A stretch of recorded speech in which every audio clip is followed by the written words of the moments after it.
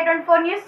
బెజ్జంకి తహసీల్దార్ కార్యాలయం ఎదుట నిరసన చేస్తున్న కాంపెల్లి మల్లేశం కుటుంబానికి న్యాయం చేయాలని Bahujan Samaj party central coordinator Nishani Ramachandram demand చేశారు.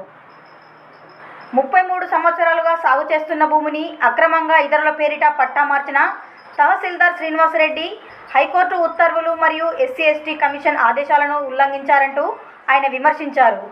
అధికారుల ముట్టడి, లంచాలకు లోనే దళితుడైన మల్లేశం గారికి తీవ్ర అన్యాయం జరిగిందని తెలిపారు. అక్రమ పట్టాను రద్దు చేసి బాధిత కుటుంబానికి న్యాయం చేయాలని జిల్లా కలెక్టర్ ఉస్నాబాద్ ఆర్డీఓలను BSP డిమాండ్ చేసింది. వల్ల రెవెన్యూ రికార్డులో జరిగిన అవకతవకలను సరిచేయకపోవడం వల్ల మరి మల్లయ్యకు రావాల్సినటువంటి భూమి ఏదైతే ఉందో అది ఇతరుల పేరు మీదకి వెళ్ళడం వల్ల ఇలా మల్లయ్యకు అన్యాయం జరిగినటువంటి సందర్భం ఇక్కడ జరుగుతుంది. మరి గత 5 రోజుల నుంచి బెజ్జంకి రెవెన్యూ కార్యాలయం ముందు మరి నిరసన వ్యక్తం చేస్తూ తనకు జరిగినటువంటి అన్యాయాన్ని సరిదిద్దాలని, రెవెన్యూ రికార్డులలో జరిగిన పొరపాట్లను సరిదిద్ది మరి గతంలో 2017లో బెజ్జంకి రెవెన్యూ అధికారులు ఇష్యూ చేసినటువంటి 13B 13Cలను అనుసరించి మరి కాంపెల్లి మల్లయ్యకు న్యాయం చేయాల్సినటువంటి రెవెన్యూ అధికారులు మరి తప్పుదారులుగా ప్రవర్తించి మరి అవకతవకలకు పాల్పడి మరి మల్లయ్యకు రావాల్సినటువంటి భూమిని మరి ఇతరుల పేరు మీద పట్టా చేయడం నిజంగా దుర్మార్గమైనటువంటి విషయం. మరి ఈ యొక్క విషయము రెవెన్యూ రికార్డులో జరుగుతున్నటువంటి అక్రమ భాగోతాలకు ఇది నిదర్శనమని ఈ సందర్భంగా బహుజన్ సమాజ్ పార్టీ పక్షాన మరి రెవెన్యూ అధికారులు చేసినటువంటి తప్పులను మేము తీవ్రంగా ఖండిస్తూ ఉన్నాం. మరి తనకు జరిగినటువంటి అన్యాయానికి న్యాయం కావాలని మల్లయ్య గారు మరి గౌరవ తెలంగాణ హైకోర్టును ఆశ్రయిస్తే మరి గౌరవ Telangana high court writ petition number 33/723/2024 ప్రకారంగా మరి 2వ తారీఖు డిసెంబర్ 2024న మరి అందరి అధికారులను నోటీసులు జారీ చేసి ఈ యొక్క మల్లయ్య గారి ఫిర్యాదును పరిష్కరించాలని, అప్పటి వరకు ఎలాంటి క్రయ విక్రయాలకు అవకాశం ఉండొద్దని మరి గౌరవ హైకోర్టు ఇచ్చినటువంటి తీర్పును తుంగలో తొక్కిండు. మరి ఇక్కడ గతంలో పనిచేసిన రెవెన్యూ తహసీల్దార్ గారు మరి హైకోర్టు ఇచ్చినటువంటి ఆదేశాలను బేఖాతరు చేసిండు. మరి అదే విధంగా మరి సదరు రైతు SC కమ్యూనిటీకి చెందిన రైతు కాబట్టి గౌరవ తెలంగాణ రాష్ట్ర SC/ST కమిషన్ సంప్రదించగా మరి SC/ST కమిషన్ కూడా 17వ తారీఖు 10వ నెల 2024 నాడు గౌరవ సిద్దిపేట జిల్లా కలెక్టర్ గారికి, ఉస్నాబాద్ ఆర్డీఓ గారికి, బెజ్జంకి తహసీల్దార్ గారికి మరి నోటీసులు జారీ చేసింది.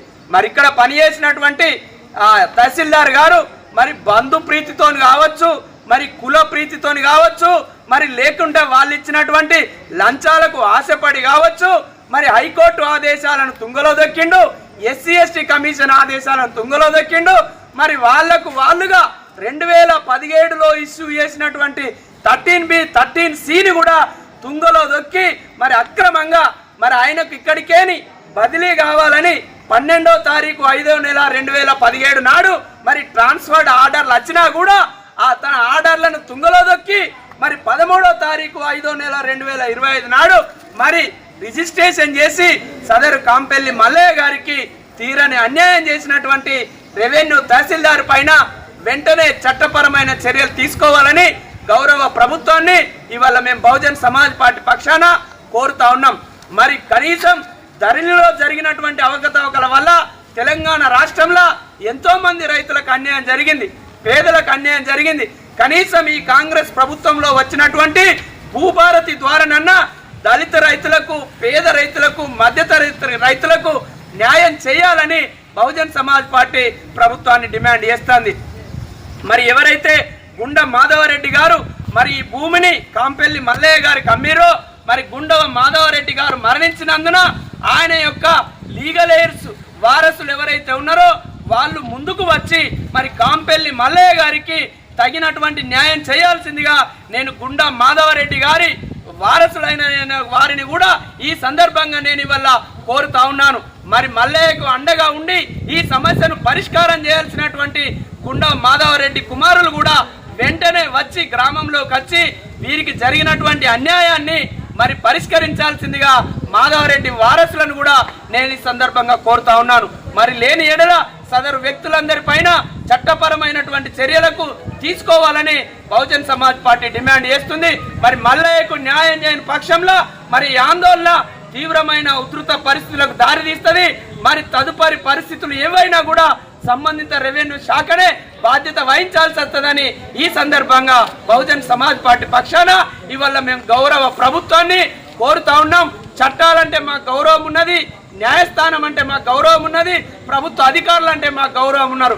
అయినప్పటికీ కూడా మేము మీ యొక్క ఆదేశాల కొరకు, మీ యొక్క సవరణల కోసము, మీ యొక్క ప్రక్షాళన కోసము మీరు న్యాయం చేస్తారని ఇప్పటికీ కూడా మేము చట్టపరంగా మేము కోరుతా ఉన్నాం. శాంతియుతంగా నిరసన వ్యక్తం చేస్తా ఉన్నాం.